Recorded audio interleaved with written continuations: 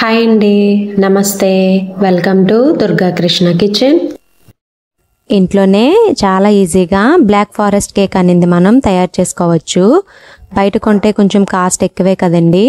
ఇది బయట తీసుకునే కేక్ కంటే చాలా బెటర్గా ఉంటుంది. మీరు తప్పకుండా ట్రై చేయండి. వీడియోలోకి వెళ్లే ముందు మన ఛానల్ని చాలా వరకు సబ్స్క్రైబ్ చేసుకోకుండానే చూస్తున్నారండి. దయచేసి సబ్స్క్రైబ్ చేసుకోండి. అలానే ఈ వీడియో గనక మీకు నచ్చినట్లయితే ప్లీజ్ లైక్ చేయండి, షేర్ చేయండి, కామెంట్ కూడా చేయండి. మీరు లైక్ చేయడం వల్ల ఈ వీడియో అనేది మరికొంతమందికి రికమెండ్ అయ్యే ఛాన్స్ ఉంటుంది.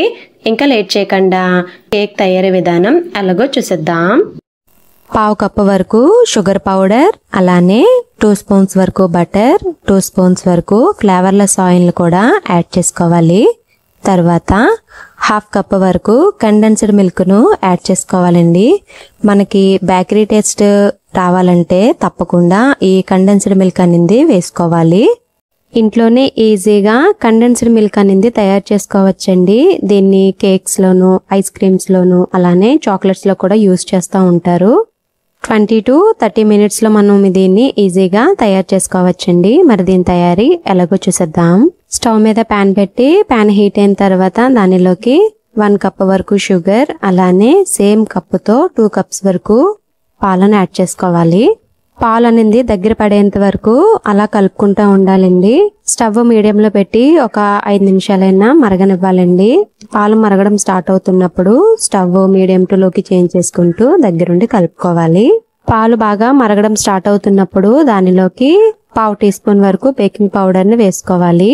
ఇలా బేకింగ్ పౌడర్ యాడ్ చేయడం వల్ల పాలు అనేది త్వరగా చిక్కపడతాయండి.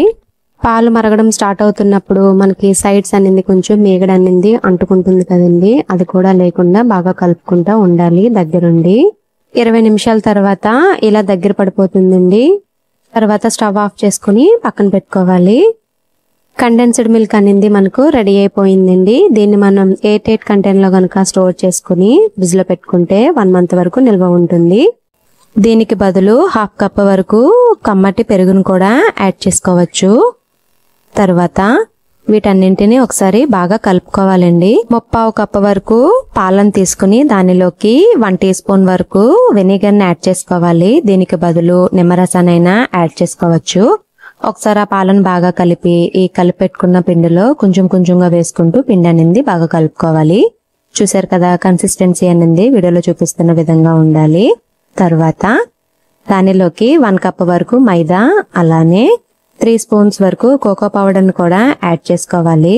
తర్వాత హాఫ్ టీ స్పూన్ వరకు బేకింగ్ పౌడర్, పావు టీ స్పూన్ వరకు బేకింగ్ సోడా వేసుకుని బాగా కలుపుకోవాలి.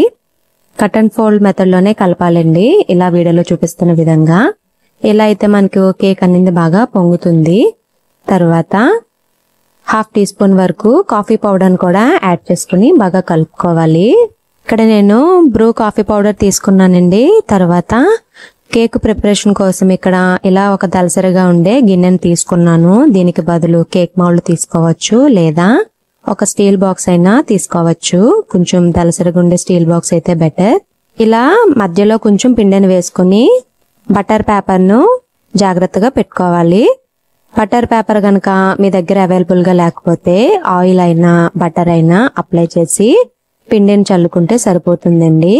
తర్వాత ఈ కన్సిస్టెన్సీని మొత్తం ఇలా గిన్నెలో వేసుకుని ఒక 3-4 టైమ్స్ వరకు ట్యాప్ చేయాలి. ఇలా చేస్తే ఎయిర్ బబుల్స్ అనేది ఉంటే పోతాయి. స్టవ్ మీద ఒక దలసరి గిన్నె పెట్టుకుని దానిలో స్టాండ్ పెట్టి ఒక 10 నిమిషాలు బాగా వేడవనివ్వాలండి. స్టవ్ మీడియంలో పెట్టుకుని అది కొంచెం బాగా హీట్ అయిన తర్వాత దానిలోకి ఈ కేక్ గిన్నెను కూడా జాగ్రత్తగా పెట్టుకుని మూత పెట్టేసుకోవాలి. తర్వాత 30 నుంచి 40 నిమిషాల వరకు ఈ కేక్ ని ఉడికించుకోవాలి. స్టవ్ మీడియంలో పెట్టి షుగర్ సిరప్ కోసం 1/2 కప్ వరకు చెర్రీ పీసెస్ ని తీసుకోవాలి. దానిలోకి 2 స్పూన్స్ వరకు షుగర్, హాఫ్ కప్ వరకు వాటర్ ని యాడ్ చేసుకుని బాగా మరిగించుకోవాలి. కొంచెం పొంగు వచ్చేంత వరకు మరిగించుకుంటే సరిపోతుందండి. తర్వాత స్టవ్ ఆఫ్ చేసుకుని పక్కన పెట్టుకోవాలి. 35 నిమిషాల తర్వాత చెక్ చేస్తున్నానండి. ఇలా చెక్ చేస్తున్నప్పుడు స్టిక్ అనేది మనకు నీట్ గా వచ్చేస్తే ఇది కుక్ అయిపోయినట్టు. తర్వాత ఆ గిన్నెలోంచి ఈ కేక్ గిన్నెను సెపరేట్ చేసి పక్కన పెట్టుకోవాలి. లేదంటే ఆ హీట్ కి కేక్ అనేది మాడిపోయే ఛాన్స్ ఉంటుంది. తర్వాత కేక్ చల్లారేలోపు ఇక్కడ మనం క్రీమ్ని రెడీ చేసుకుందాం. ఇక్కడ మిక్సీ జార్ని ఒక 4 అవర్స్ పాటు డీప్ ఫ్రిడ్జ్ లో పెట్టుకోవాలి. తర్వాత అమూల్ ట్రోపోలైట్ విప్పింగ్ క్రీమ్ తీసుకున్నానండి. ఇది 2 కప్స్ వరకు తీసుకుని మిక్సీ జార్లో వేసుకోవాలి.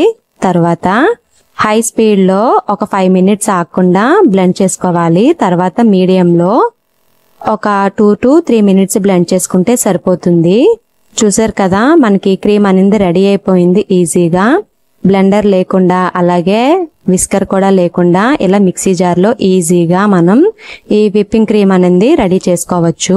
కేక్ ప్రిపేర్ చేసేలోపు ఈ క్రీమ్ మనం కొంచెంసేపు ఫ్రిడ్జ్ లో పెట్టేసుకోవాలి. మిక్సింగ్ బౌల్లో ట్రాన్స్ఫర్ చేసుకున్న తర్వాత ఇక్కడ నేను డార్క్ చాక్లెట్ తీసుకున్నానండి. దీనికి బదులు డార్క్ కాంపౌండ్ చాక్లెట్ మీ ఇష్టం ఏదన్నా తీసుకోవచ్చు. ఇలా చాక్లెట్ ని చక్కగా గ్రేట్ చేసుకుని పక్కన పెట్టుకోవాలి. కేక్ చల్లారిపోయిందండి. సైడ్స్ అనేది చాక్తో ఇలా కదుపుకుని ట్యాప్ చేసినట్లయితే కేక్ అనేది మనకు ఈజీగా బయటకు వచ్చేస్తుంది. తర్వాత బటర్ పేపర్ ను కూడా రిమూవ్ చేసుకుని పైన కూడా ఈక్వల్ గా కట్ చేసుకుని ఈ కేక్ ను 3 లేయర్స్ కింద కట్ చేసుకుంటే సరిపోతుంది. 3 లేయర్స్ లో ఒక లేయర్ ని తీసుకుని ఇలా కేక్ బోర్డ్ మీద పెట్టుకుని దాని మీద ఈ షుగర్ సిరప్ ను కూడా యాడ్ చేసుకోవాలి. కేక్ బోర్డు కనుక అవైలబుల్ గా లేకపోతే ఏదైనా ప్లేట్ అయినా తీసుకోవచ్చండి. తర్వాత ఇలా క్రీమ్ ని కూడా యాడ్ చేసుకుని దాని మీద రెండో లేయర్ ని కూడా పెట్టుకోవాలి. షుగర్ సిరప్ వేసుకుని అలానే క్రీమ్ కూడా బాగా కవర్ అయ్యేలాగా మొత్తం అప్లై చేసుకోవాలి. అలానే థర్డ్ లేయర్ కూడా అప్లై చేసుకోవాలండి. తర్వాత ఇలా సైడ్స్ కూడా క్రీమ్ అంతా అప్లై చేయాలి, కేక్ అనేది కనిపించకుండా. కేక్ సెట్ అనేది నేను మీషోలో తీసుకున్నానండి. లింక్ అనేది నేను కింద డిస్క్రిప్షన్లో ఇచ్చాను, కావాలనుకున్న వాళ్ళు చెక్ చేసుకోవచ్చు.